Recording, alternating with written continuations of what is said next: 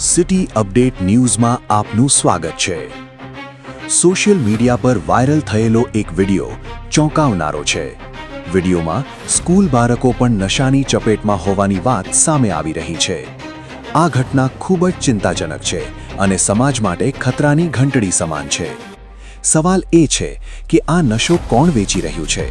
નાબાલિગ બાળકો સુધી આ ઝેર કેવી રીતે પહોંચી રહ્યું છે? જવાબદાર તંત્રએ તાત્કાલિક તપાસ કરી નશો વેચનારા તત્વો સામે કડક કાર્યવાહી કરવી જરૂરી બની ગઈ છે। બાળકો દેશનું ભવિષ્ય છે અને તેમને નશાની ગેરકાયદેસર પ્રવૃત્તિથી બચાવવું આપણી સૌની જવાબદારી છે।